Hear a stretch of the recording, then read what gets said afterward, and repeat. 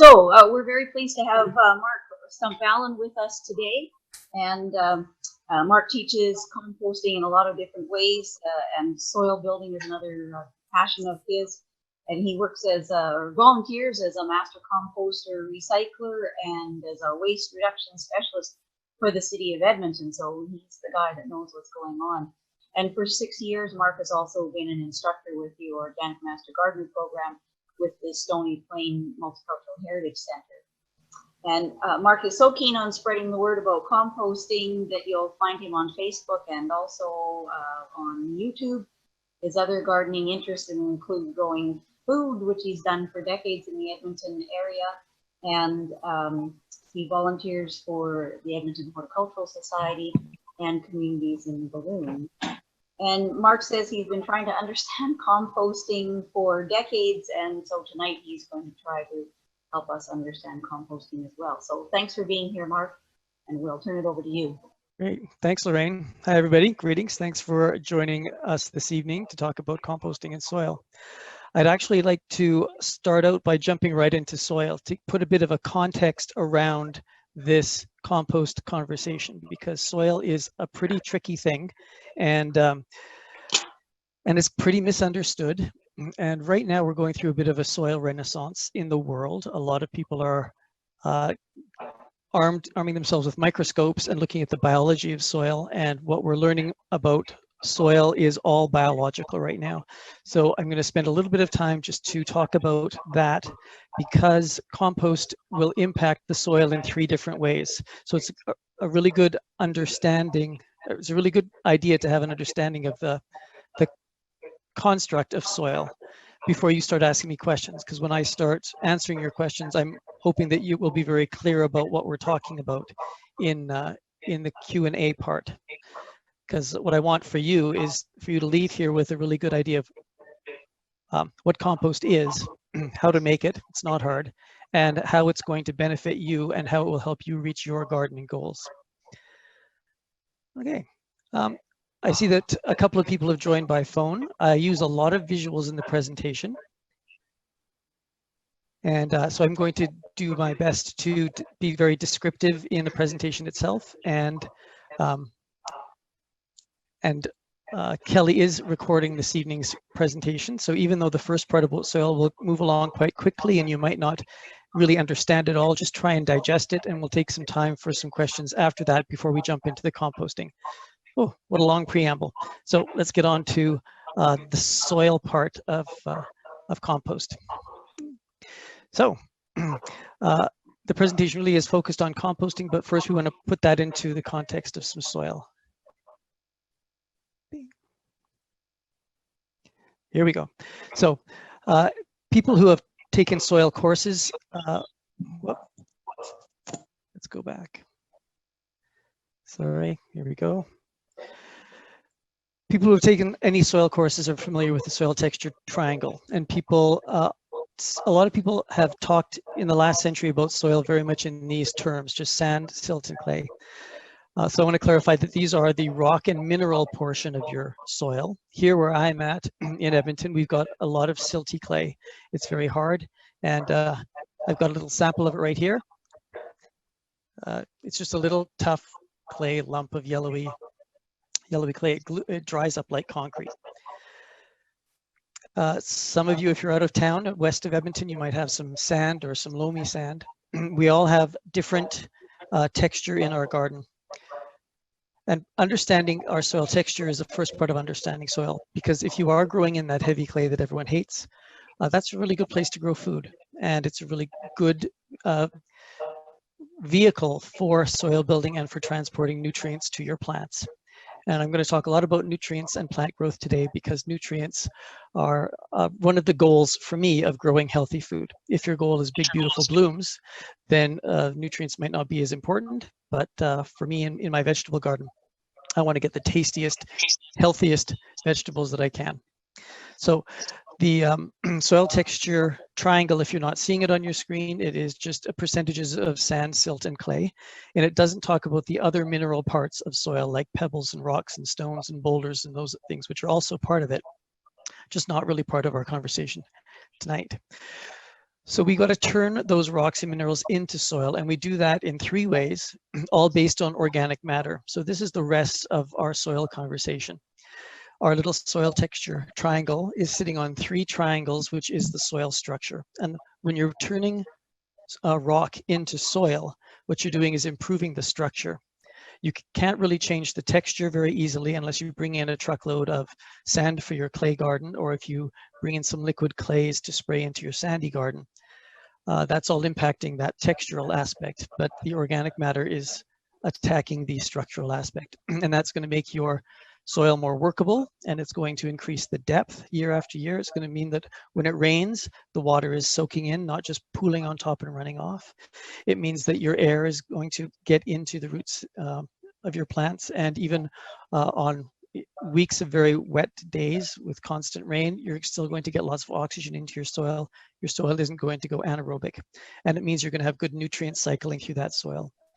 So if you're not familiar with the term anaerobic, basically the opposite sides of our conversation is aerobic with air and anaerobic without air.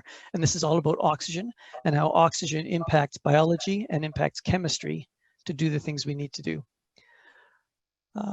If you are a beer and wine maker, you know that fermentation is part of anaerobic fermentation. Also sauerkraut or kimchi, if you make those types of things.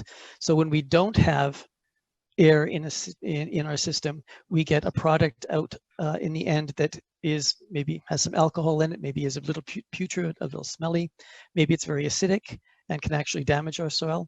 So aerobic and anaerobic is going to come into the conversation today, because it's important to keep compost aerobic and keep the oxygen flowing through, because we want to make a compost product that is not acidic and not alcohol and not yeasty or smelly. We want to make compost that is nice and fresh and healthy for our microbes and for our soil system. So we're going to talk a little bit about aerobic and anaerobic functions as well. So you can see that in the center of things are the microbes, and everything really focuses on the microbes. Here we're talking about the soil food web. If you're not familiar with that term, I think it was coined in the 80s by the doctors Ingham at the University of Oregon. It may be earlier than that. I don't know. I haven't researched, but that's where I know it, is from the work of Elaine Ingham, especially in the US. It's comprised of bajillions of individual microscopic organisms in hundreds of thousands of different species. Tonight, we're going to be talking mostly about bacteria and fungi, because those are things we're all familiar with and will be very easy to grasp. There are also predators in there, things that eat the bacteria and fungi and poop them out. And that means that when that happens, that poop is going to now be filled with the nutrients that were in that bacteria and in that fungi, which are now part of the soil solution and is available to your plant roots. So nutrients are stored in the bodies themselves of our microbes, and it's part of the nutrient cycle is to go through the body of the microbes in the soil. So hence, the more of those microbes you have in your soil, the more nutrients are going to be flowing through your soil. So here is an image of the soil food web. If you haven't seen this, or if you're not seeing it now, you can just Google soil food web and all kinds of images are going to come up.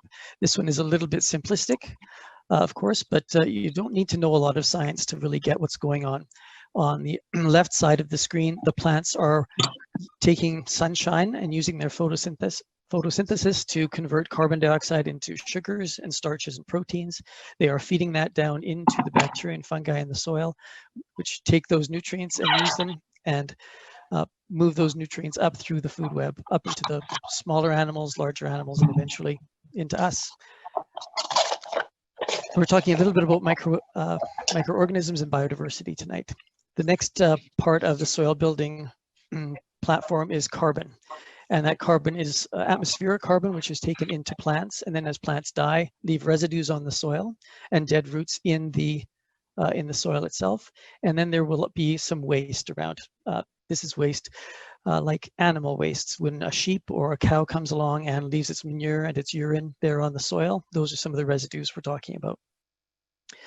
And this is a picture of my boulevard. It was taken early this spring, and you can see that I've got a lot of carbons just laying there on the ground.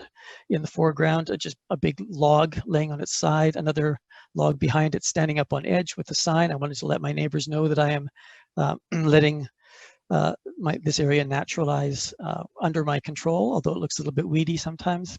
You can see there's some stems, thick stems, thin stems, and leaves, and all of this carbon started in the atmosphere and became part of the plants and is now laying there as mulch and as residue on the soil. And that will eventually go back into the atmosphere as atmospheric carbon. Although while it's there on the soil surface, it is acting as a mulch and protecting the soil, reducing raindrop impacts, and helping the microbes in the soil do their job. So what I would do with my compost is come along and just sprinkle my compost over these residues and let the nutrients flow down through, helping the residues break down, helping the shredders that are in there, the little isopods, the sow bugs and the slugs, and let them do their job in that residue layer, helping some of those nutrients move down into the soil. The carbon that is in that mulch layer is different from soil carbon in the form of liquid proteins, which is humus, which we'll be talking about later. And then the third part of the soil building process is roots, living roots, and the exudates they produce. So part of plant growth is taking carbon out of the atmosphere and converting it to sugars and starches and proteins, and then putting those sugars into its nectars, in its flowers, and into its fruit, putting those starches into roots and seeds, and putting those proteins down into the soil as liquid carbons. So exudates, if the word is new to you, it basically is food created by plants, most of which goes into the soil, and some of which is used for the plant itself as it grows.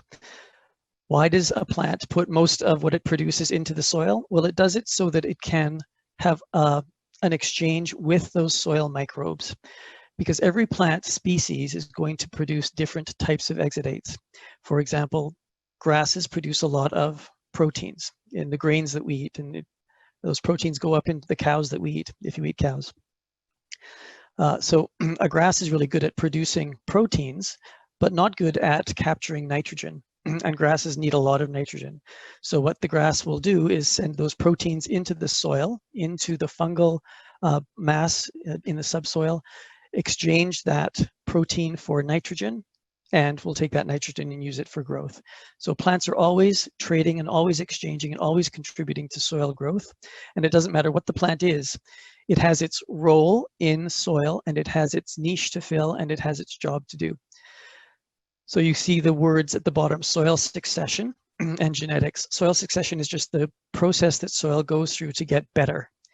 Soil starts out as poor, like a volcanic eruption or a landslide or a flood, where all you got there is just your sand, silt, and clay, just your soil texture component. And then that has to become soil. So it goes through a series of successive stages, and that will impact the plants that grow there and the animals that feed off of those plants. And all of these interactions all has an impact on the genetics of the things that are growing, the things that are feeding, the things that are eating, and the things that are living in that area. You don't have to know any of that science, but what you should know is that it's a process. It's been going on for billions of years, and it's driving biodiversity. It's driving genetic change. In a very healthy system, it's going to move genetics upward, and we're all going to get healthier and more diverse and more amazing. In an unhealthy system, it's going to drive our genetics, well, the other direction. And if we're growing food in really poor soil, then we're not getting the benefit of all of these exudates and all of the genetic push. And what will happen to us is we might get a little bit sicker. We might develop some problems along the way as we get older. So if you don't yet grow food at home, I want to tell you it's the best thing you can do for your body. Best thing you can do for the environment is to just put some energy into growing good soil and harvesting some healthy nutrients out of that. It's going to make you feel better and live healthier. So those are the three parts of soil building: carbons, microdiversity, and living roots. So here's a picture of living roots. I stole this image today from a presentation by Christine Jones. She is a New Zealand soil scientist.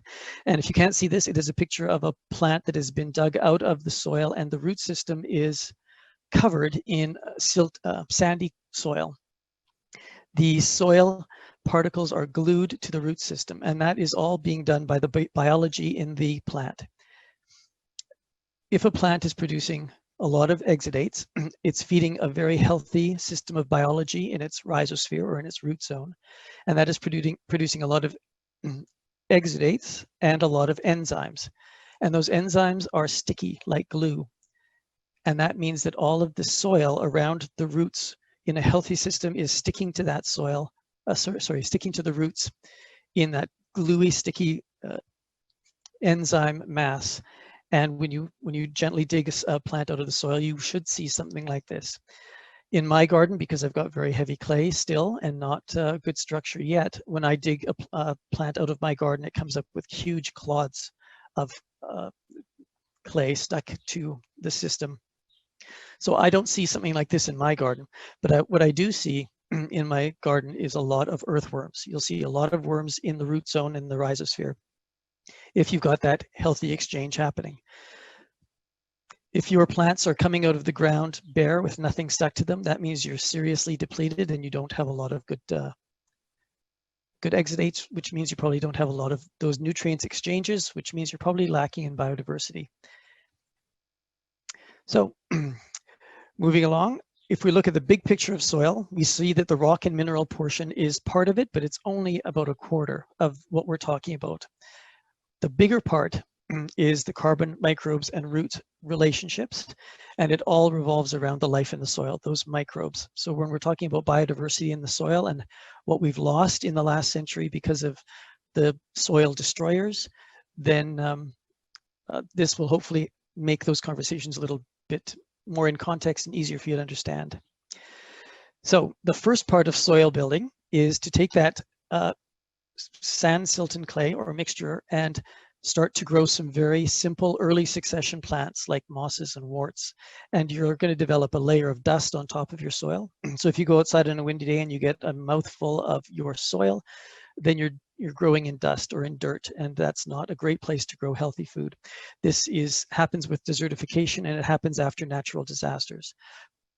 But the mosses and the worts are there to take carbon from the air, trap it, and leave it as residues on the soil surface. So the next stage of soil development is driven by biology, as the bacteria produces the nitrogen in the form of nitrates that the weeds need to grow. The weeds are going to grow big and dump a bunch of seeds, and they're going to leave a big mass of dead weeds on top of the soil. And then those soil residues are going to feed the bacteria again, and they're going to start to feed the fungi. And in early soil, the bacteria outnumber the fungi 10 to 1 at least. There's a lot of bacterial activity in the soil, very little fungal activity. But as we move into later succession, the bacteria and fungi balance out, and then we have more than just weeds growing. Now we've got some grasses happening. Those grasses are high in protein. You're bringing in some animals, some birds, some rodents, anything's going to come along and munch on some of those things and leave its waste residues and dead plant material, and we're probably going to get some worms happening in there too. So as the soil develops, the type of plant material that grows in that soil is going to change. It's going to start as very simple early succession plants, and then it's going to move on to weeds and grasses, and then you're going to start to see some food growing, and you're going to see the diversity in your soil start to really blossom. And this is when the benefits of any additive that you add to your soil, any way that you can help your soil along, like adding compost, for example, you're going to see a much greater return on your investment, your time and your energy, when your soil reaches a stage where the fungal biology outnumber the bacteria.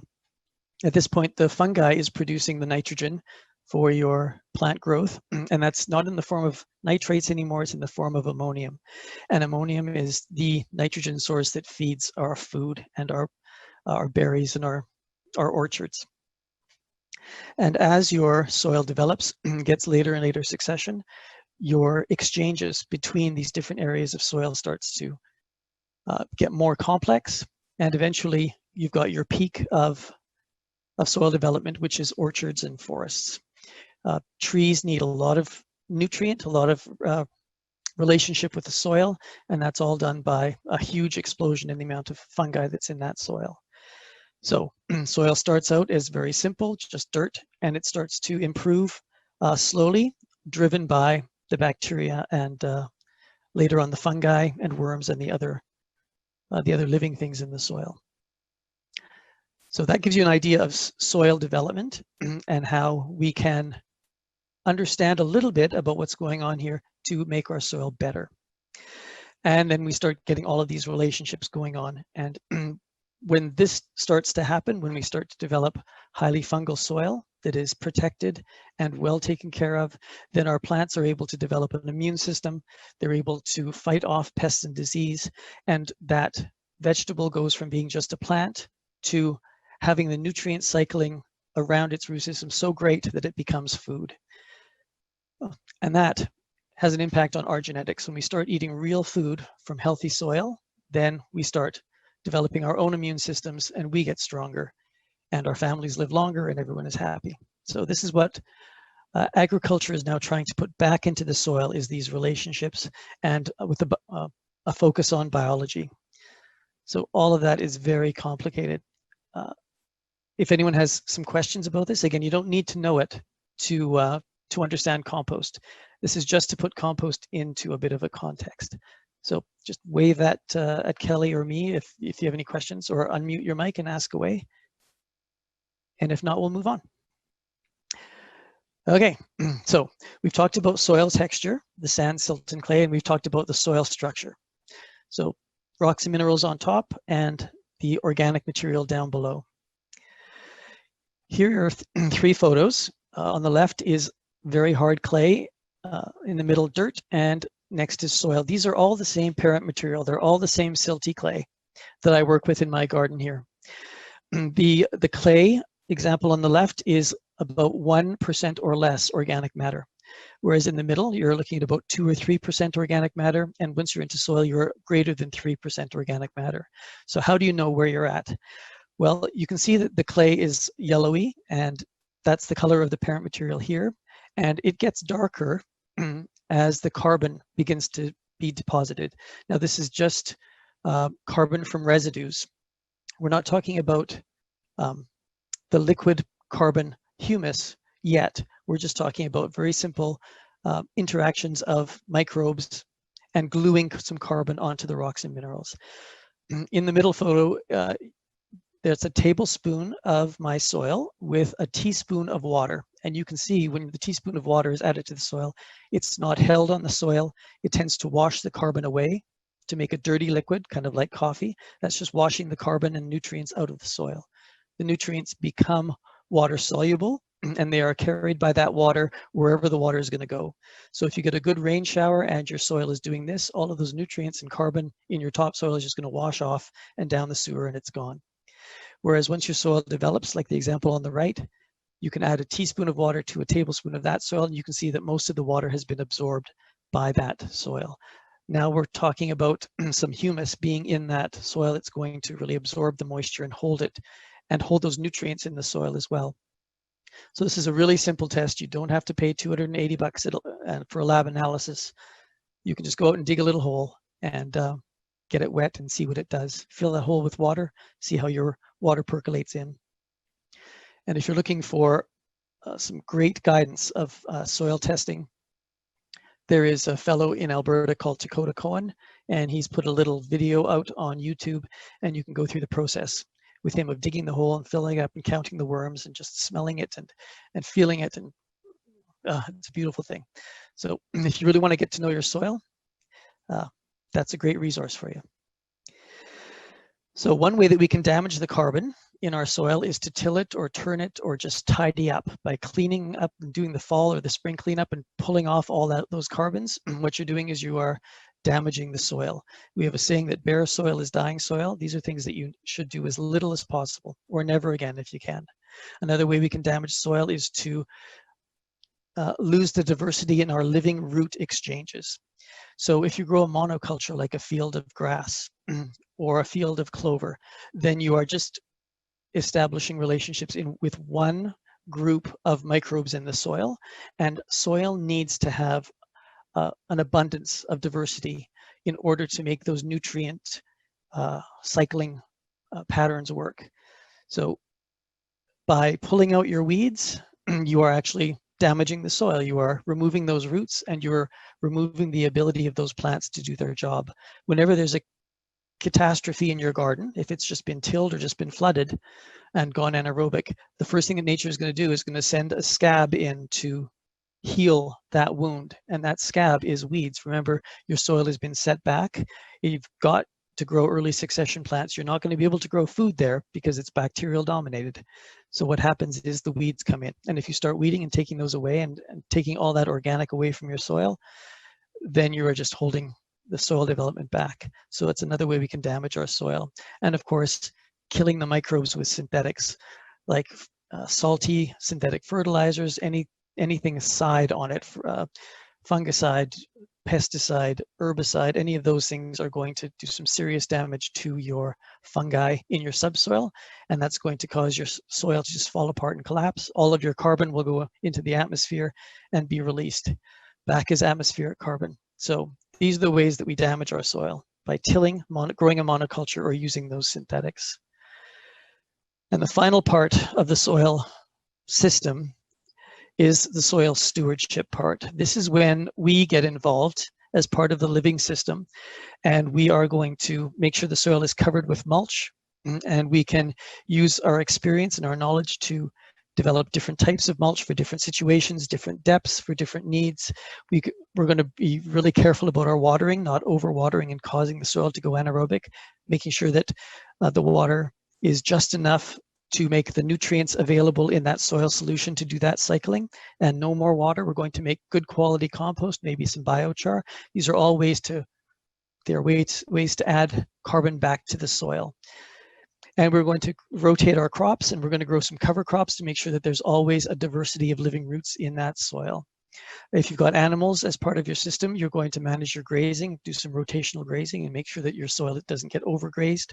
Make sure that all of the animals' favorite plant species aren't taken away first, because you want to maintain that polyculture of plants.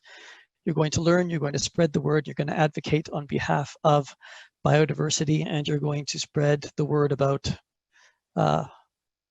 stopping the things that destroy our soil.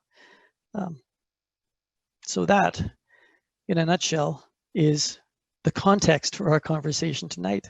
So I'm ready to begin, but this would be a great time for questions if anyone wants to chime in here and just clarify some points. Okay, let's talk about composting. That's why you're here. Composting is super easy to make. There's only 4 ingredients. Those ingredients are greens, browns, water, and air. Greens and browns are the input. It's the plant material. Water and air is what make it work. And it's as easy as that. We're done. Have a good night, everyone. No, I'm kidding. There's a bit more to it than that. We can get into a little bit of the nitty-gritty of these things, but I'll let this guy talk to you about it first, and I'm going to have a drink of water. The basics of composting is based on the 4 ingredients you put in your compost bin. These are greens, browns, water, and air.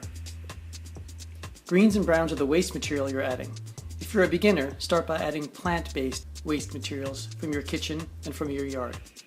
As you get more experience with composting, you can play with other things like meat and dairy, oils and fats, or weeds. But for now, stick with plants. They're easy. The only animal products you should be adding as a beginner are eggshells. If you want to put a little bit of yourself in, hair clippings, fingernails, and toenails, add some spice to the mix. Water and air are the things that make composting happen. If your pile has stopped working, you've run out of one or both of these things. Make sure your pile is moist, not saturated. Fluff it occasionally to release carbon dioxide and let in oxygen. Composting is an aerobic process, which means it needs oxygen. Keep it aerobic by fluffing once a week, and while you fluff, break up the clumps and add some moisture to dry areas. When we bring these 4 elements together, we have a compost pile. Now let's look at how things work. Green waste is fresh and juicy. These are the peels, cores, and rinds and fresh grass clippings. Browns are old, woody material like onion skin, paper, or cardboard. Greens compost fast, and browns are slower. When you have a pile of moist greens, the fast decomposition generates heat. On the other side, when you have dry leaves and a bit of a breeze, you get a cooler decay. Think of the difference between the smell of a bag of rotting grass clippings and the smell of a forest. That brings us to the most important part. The forest floor smells great, especially after a rain when the browns, air, and water all mix together. The more greens you have in your pile, the more you'll notice a working smell. And a pile with too many greens is going to putrefy and stink.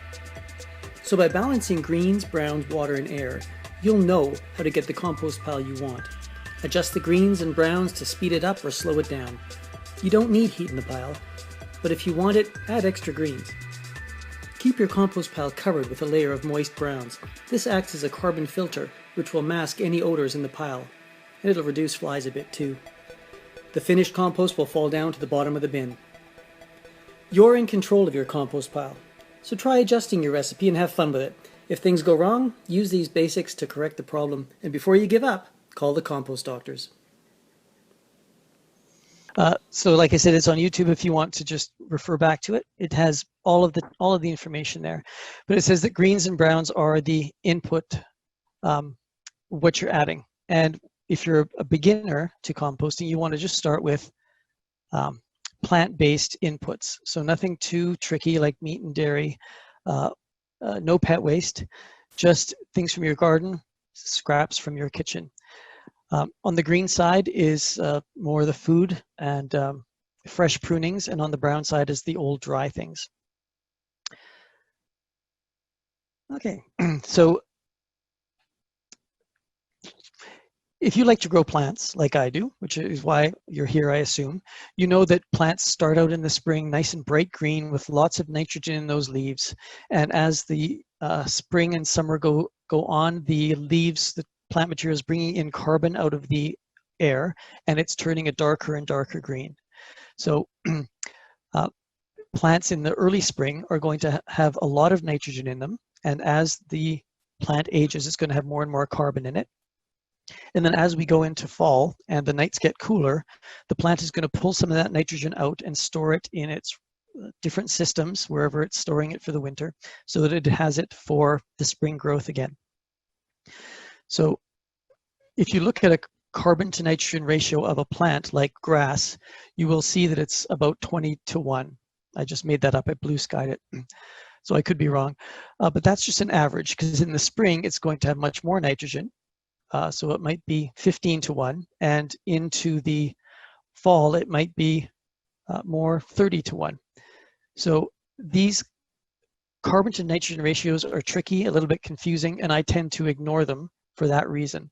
Once you get better at composting, you can learn the carbon to nitrogen ratios, and you can figure it out and get an ideal 30:1 carbon to nitrogen ratio, which is what all the books will tell you. But for me, I just like to say greens have some of that freshness, some of the sugars, some of the juices in them. They're a little bit more on the fresh side, and those are the things that are going to start to smell bad as they age, like a bag of grass clippings. On the brown side, that's where the plant is long dead. And I've got, in fact, here in this little bowl, a bunch of browns. I've got some straw, some box boards, some of these little cupcake wrappers, some shredded paper, some photo radar tickets, some napkins, all these little things that are just easily shredded up and tossed into the compost pile. Those are all things that are going to take a little bit longer to break down. But they're going to keep things nice and fresh, and they're going to help the air go through. So on my list here between greens and browns, you can see a lot of very easy things on top of the list, and then you get down to meat and dairy and oils and grease, which is a little more tricky. So wait until you get a good handle on composting before you start playing with those things. And below that, molasses and urine are activators. These are things that will feed the bacteria and really get the greens working and get the bacteria active. So if you're buying a compost accelerator, you're probably buying some bacteria or some bacterial enzymes or some bacterial activators. So that's going to give you heat in your pile, and you can get that with a little bit of molasses or go and pee on the pile. With the browns, some fungal food are more like the fish fertilizers, yucca, oatmeal, some of those things that are more starchy and more brown. So those are things that will activate the carbon and the actinomycetes in your soil, in your compost pile. And then there are other things you can add which are not green or brown. These are mineral elements like eggshells, which is calcium, and rock dust, which can be whatever rock it was ground out of. Often you'll find rock dusts as a waste material from industry, mining industry, or countertop polishing. So you can get some of those rock dusts, a pretty big bag, and it's like flour, and you just sprinkle that on occasionally. Careful not to inhale that, of course. And then you can throw some soil on as well. That's going to, and depending on the quality of your soil, you might have a little bit of carbon in there, or you might have a lot of carbon in there. So when you're building your compost pile, you're mixing your greens and browns together in about equal amounts. If you are building a big compost pile, then you might want to put a layer of browns down, a layer of greens down, a sprinkle of soil on top, another layer of brown, another layer of green, another sprinkle of soil. And as you are building your compost pile, by building in layers, you're able to balance your greens and browns, get the amounts about equal, and maximize the amount of contact between the green and the brown. And you want that contact because the carbon that is in the browns and the nitrogen that's in the greens, you want those two things to lock together into a complex molecule that is compost. If they're not locking together as compost, then they're going to be lost back to the environment. That nitrogen is going to be released again as ammonium, and the carbon is going to be returned as CO2.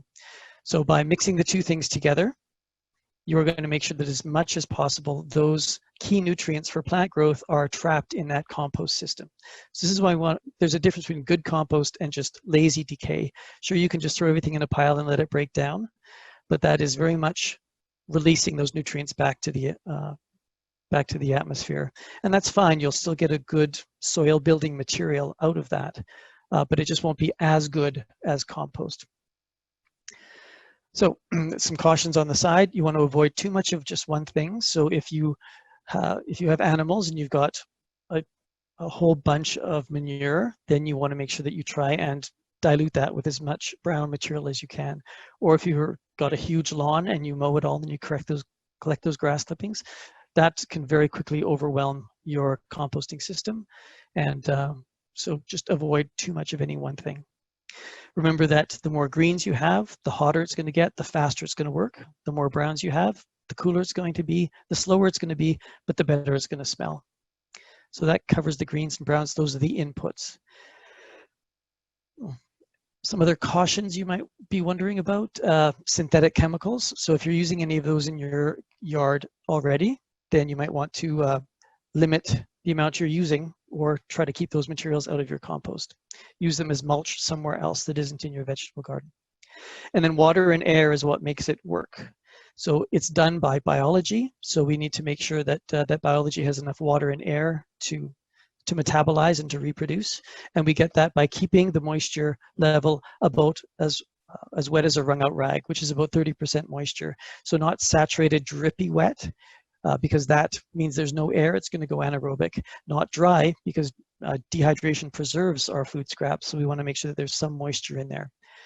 So remember that if it gets too wet in your compost pile, it's going to go anaerobic and you're going to start to produce acids and alcohols. You want to get in there and fluff it up, release some of that water, and maybe add some dry material until it's about as wet as a wrung out rag. And you want to make sure that there's air in there. So about once a week is a general rule. But if you're chopping things up and making very fine, densely packed compost pile, remember that if there's very small particles in there, it's going to run out of oxygen more quickly. So you might be fluffing it every 4 days. If there's bigger chunks in there, or if you're using straw that's going to let the air flow through, then you might get away with not fluffing it for 2 weeks, maybe even a month. Just remember that not enough air is going to cause it to putrefy, and it's going to get a little bit stinky. So to keep it working generally, in your compost bin, just if you've got a bin like this or a homemade bin in your garden, just pop off the lid and start with some browns in your pile, so some shredded paper or some leaves or whatever, and then you're going to get that nice and moist, and you're going to add your scraps to that, and then just going to take your garden fork and open up a little space in the compost, dump in your kitchen stuff, and fluff it in, mix it in a little bit to make sure that the green material, the fresh stuff, is mixed in well with the browns, to make sure that that nitrogen carbon connection is there, and then cover it over with some moist browns to help keep the moisture in, and to keep the odors down, and to keep the flies down as well. And then just put the lid back on and off you go. So you're going to need a collection pail in your kitchen, which is easy. I've got all kinds of buckets and pails around. just remember to take it out at least once a week, or the bottom is going to get a little bit slimy and putrid. You can line that collection pail with some newspaper, or tear up some paper and drop it in to absorb some of those juices and keep some airflow down at the bottom of the bin. That's going to help to keep it a little bit more pleasant, and it'll help to empty it as well. Okay, that's all there is: greens, browns, water, and air. I see Debbie has her hand up. Should we take a break for a question? Or if you're on the phone, I think to unmute is something 6, right? Okay, we'll just move on next. Oh yes, you're going to ask about winter composting, aren't you? So remember that it's going to slow down a lot in the winter. It's going to stop working at about 20 below. And that just means the biology is no longer able to metabolize and reproduce. Oh, Debbie. Hello? Hi, Debbie. Hi. So sorry about that. I was trying to figure out the system. Okay, so my question is that when it comes to doing the compost, one of the confusing parts I've always had is knowing exactly what I'm allowed to put in. Now, I noticed the greens and the browns that you put up there, and I was wondering, is there some place I can get kind of a chart to help me understand how to balance that and how to do that? Yes, there are some charts online, and you're going to be looking for the carbon to nitrogen ratio of these things. But as I said earlier, it's just averages, so it's going to change through the course of the year. But that's putting an added layer of thought onto the process, which my tiny brain can't handle. That's why I tend to say, you know what, if it is making the pile too hot, then you want to go more brown. If it's not working quickly, then you want to go more green. And that's just a matter of maybe stealing a bag of your neighbor's grass clippings, or tearing up someone's junk mail. And I know my MP I have an acre of land. Grass clipping is not a problem. So you might then need to find alternative sources of browns. So that might be your challenge. So we're all going to have our own challenge, because there's an old saying, if you've seen one compost bin, you've seen just one compost bin. Each one of us is going to develop our own habits and our own methods for doing it. And that's why I like to talk about it in terms of greens, browns, water, and air, and by saying anything from the plant. So when it comes to what you're allowed to put in, you can put in anything you want. And I know some people look at me and say urine. I'm not going to pee on my compost pile. And that's a personal choice. Easier for us guys, certainly. But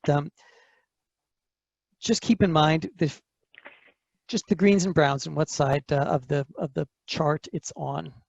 So as an example, a tissue is a brown because it's made out of wood. The boogers in that tissue are green because they came out of an animal, out of my nose.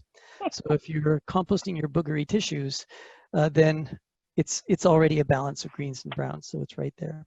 And these are all things that you're just going to get used to. So what you're allowed to put in depends on you and your family. And some people don't worry about synthetic chemical residues, and that's fine, that's their choice. But I'm going to be quite picky about what I'm putting in my compost pile. Okay. As I said. Now, my second question was, I've tried to build a compost pile before, and every time I tried it, it would go moldy. What am I doing wrong? Well, mold is fungi, and fungi is excellent for soil. So you're doing it exactly right. You're just letting our culture impact our science. So in our homes, we don't want mold, but in our compost, we do want mold. In your compost pile, just do everything exact opposite as you do in your kitchen. Your kitchen's going to be clean. Your compost pile needs to be messy and dirty. Your kitchen is going to be all nicely wiped down and dry. Your compost pile needs to be wet and a little bit muddy, a little bit slimy, and a little bit ripe smelling. And then you'll know that you're doing everything right. Okay, so how exactly do you build the best kind of compost box? Well, if you have a lot of material, do you mean the container itself? Yeah. Yeah, well, you can go out and buy these little recycled plastic units, and they're around $100, and there's a lot of different styles on the market. And if you're not quite sure about which one is going to be the right one for you and your situation, then there's a place in Edmonton by Fort Edmonton Park. It's called Compost School, and you can find it on Google Maps. And Compost School is spelled like the contraction compost is cool, so apostrophe S, cool. But once you've got it in there, you'll see that there's about a dozen different composting systems on display. And on the weekend, it's staffed. So there will be some tools out. You can fluff a pile, you can spin those tumblers and see which one you like the best. And then you can spend $50 there on a soil saver, or you can spend $100 on a tumbler, or you can go all out and build a 3-bin cedar system and go with hundreds of dollars. And if you've got a lot of maybe you've got an orchard, big lawn, lots to compost, you might want to go with a 3-bin, or you might want to be a little bit more lazy and just make 1 bin of good compost and the rest of the material use as mulch around your garden, around your yard. There's lots of different ways to do it. So just remember, anything from a plant, try to balance those greens and browns. Perfect. Thanks, Mark. Great. Thanks, Debbie. Okay. Keeping your compost pile moist in the winter is going to be a challenge because it's going to freeze. And then if there's any wind, it's going to desiccate. You're going to get freezer burn.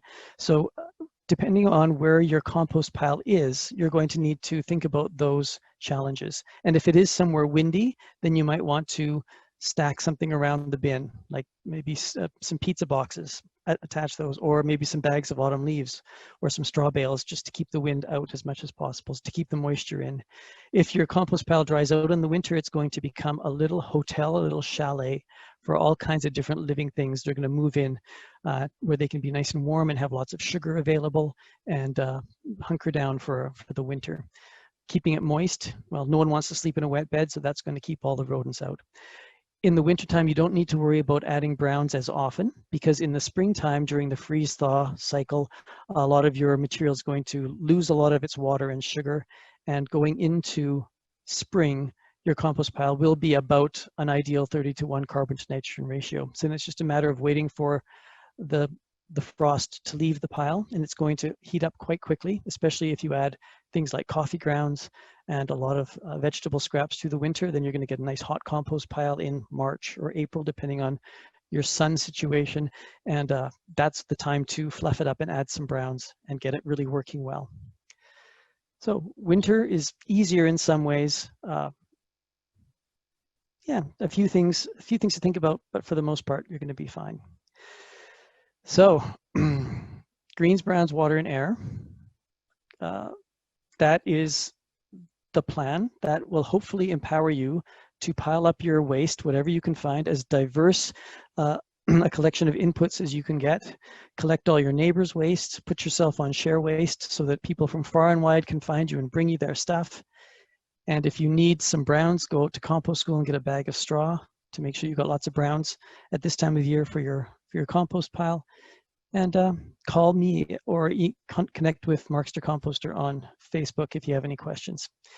This list of names on the side of the screen is people who have mentored me and who have taught me what I know about soil and what I know about making good compost. It is their research that has gone into all of the information that went into that very complicated soil conversation. So that if you just want to do some winter reading, then those are some great names to Google. And I went over time, I apologize, but I guess it's about an hour. So I'm happy to hang around and take questions. And Kelly, maybe you could let us know if you're going to be sending out the video so people can review this later.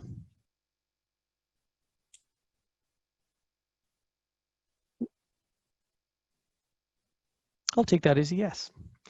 So does anyone else have any questions? Oh, I just saw Gloria unmute herself. Hi, Mark. Yes, I do. Thank you so much. This has been so informative. I have a question. It's about clay. I also have lots of clay. And in particular, I have one bed in front of the house. It's already been planted with the shrubs. There's a tree or two in there. And I'm worried about that, the clay in there. How do I build soil now? I've got wood mulch on top. Should I peel that away and then put some compost and then put my wood mulch back on? What would you do? Generally with compost, you would sprinkle it over the mulch layer. Do you have landscape fabric down under that wood chip? No, I don't. I Excellent. have tried that in the past and I didn't like it, so I didn't do it. Yeah, it causes problems for sure, especially in clay soil. So Agreed. what you might want to do is, if you're feeling really strong and you don't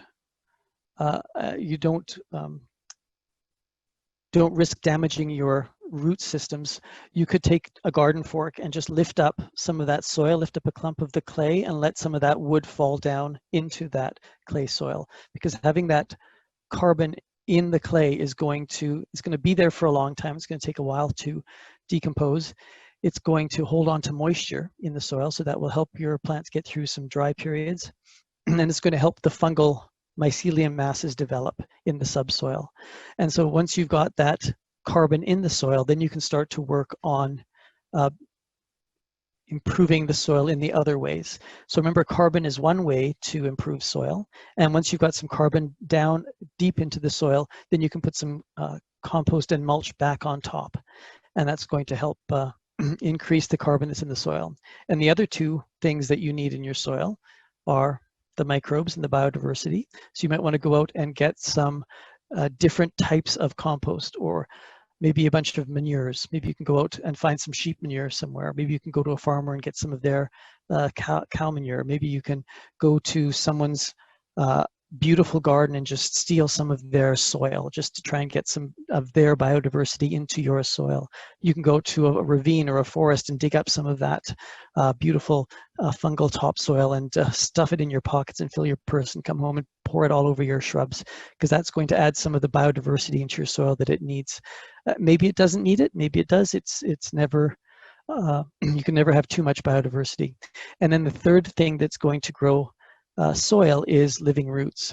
So if you don't mind having some annual flowers planted there next summer, just to get a variety, maybe a wildflower mix, a variety of roots into that clay to put those, start building those the humic material in the liquid carbon pathways, put that into your soil, and that's going to speed things up a lot.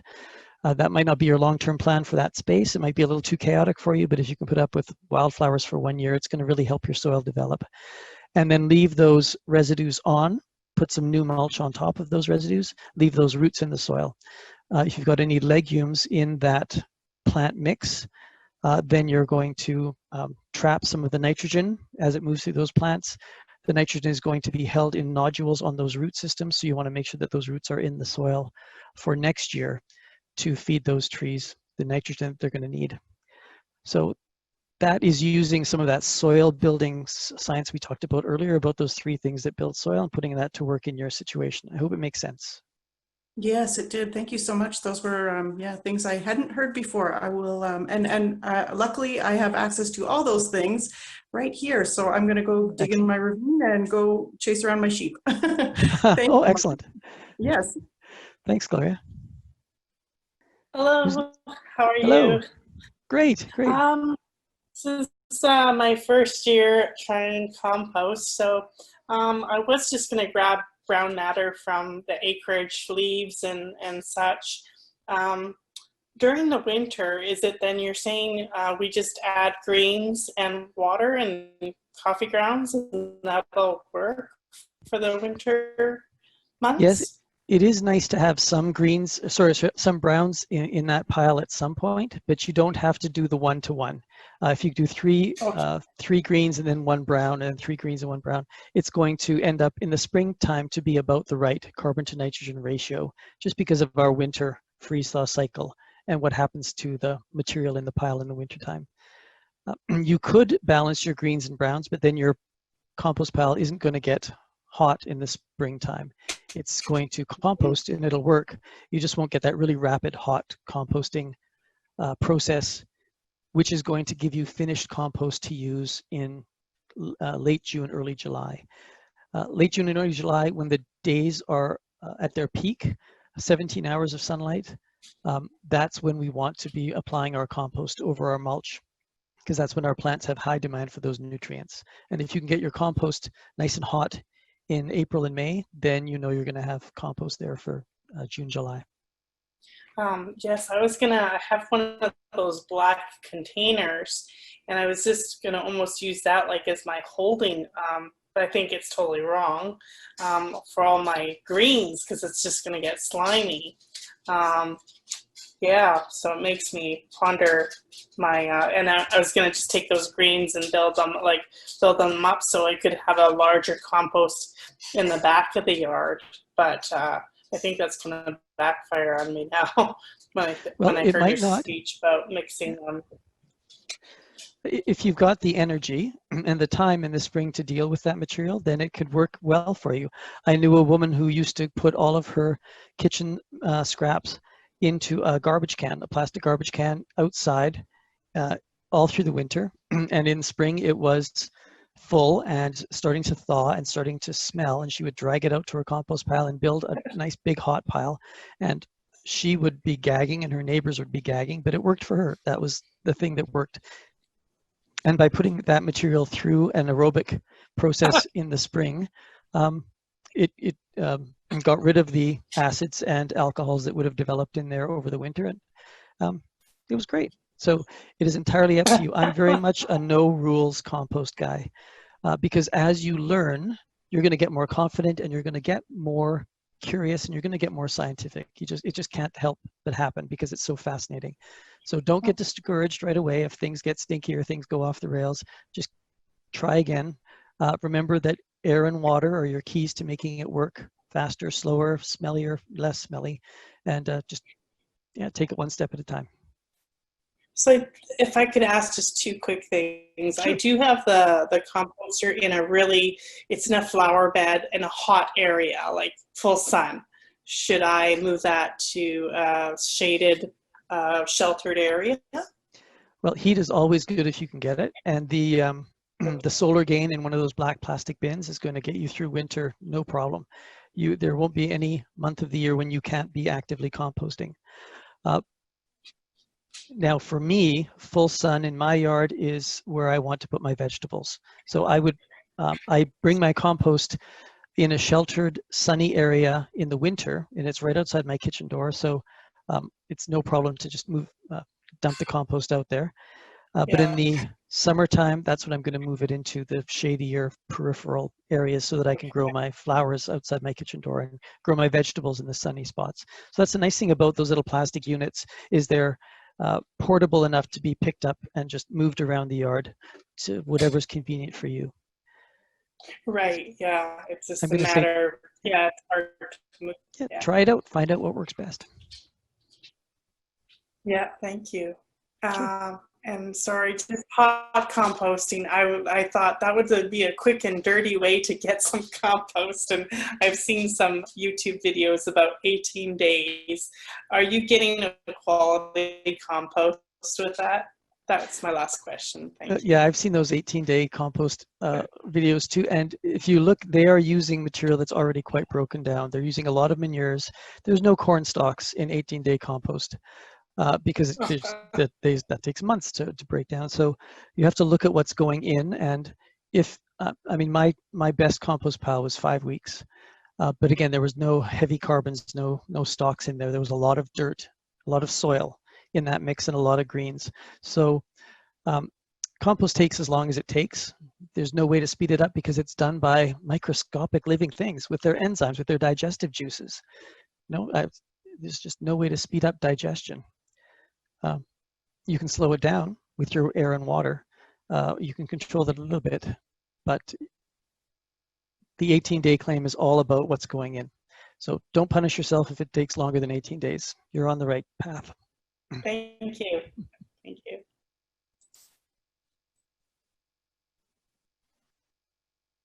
I wonder if I could butt in with one more question, Mark. This is Gloria. You bet, Gloria. I have a question about chicken manure. I clean out the chicken coop. I take everything, I throw it on my compost pile. I don't have a fancy bin. We just took pallets and wired them up so it kind of closes things off, and we just put everything on the pile. And I haven't been organizing it very well. I just throw on whatever's available when it's available. and sometimes it's chicken manure. So now I'm kind of scared because I've heard that, that is pretty hot, I guess high in nitrogen. And so I was worried about burning plants if it's been composted. Should I be concerned about that? Are you using deep bedding in your chicken runs? Yes, we do. Yeah, and so it sounds like your system is perfect for your situation. Those pallets lashed together is going to give you some good airflow. So just keep doing what you're doing, piling it up, and remember, it's all about the water in the air, keeping it moist. And if it's in a windy location, then you might want to close off one or two sides of those pallets because they can let too much airflow through. Okay. But if you're doing any of that, remember to just go slow because you don't want to, again, the nitrogen can get away from you if it runs out of oxygen or it has too little oxygen, and then it can get a little bit smelly. So I haven't raised chickens personally. I've only ever played with one bucket of chicken manure, and it went really well. So, and people I know who have chickens and use deep bedding. As long as they're balancing water and air, they have no problem with it at all. Okay, and so that straw is balancing it. Yes. Bedding. Yeah, exactly. Okay, so this is safe then. If I have composted this, I can take this and put it on my fruit trees or whatever I'm putting it on or around. Okay. Yeah, absolutely. And your compost, as long as it, when it's moist, as long as it smells like the forest and not a little bit manure-y, then you know it's finished and its pH will be balanced, and it's going to have it's going to be high in nitrogen, of course, but that's going to be perfect on your salad greens, your leafy vegetables, your brassicas. They're going to love all that nitrogen. Your lawn, your grasses, your corn patch. But when it comes to your fruit, remember fruit is a later succession plant, so you want to make sure that you're feeding your fungal species more than your bacterial species. I hope I didn't just confuse you. But when No, you use less of it on your fruits than you would on your leafy greens and your grass.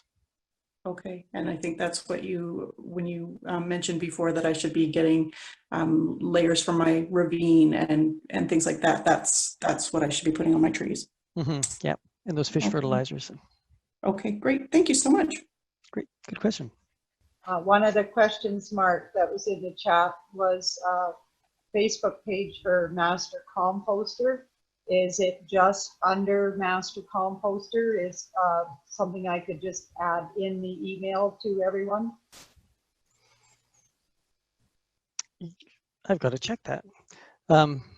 The web page for the MCRP, the Master Compost Recycler Program, is edmonton.ca/MCRP. The Facebook group is Edmonton's '(S) Master Composter Recyclers. Thank you, Mark, for joining us tonight. It was a pleasure. I had a lot of fun. Thanks everyone for your questions.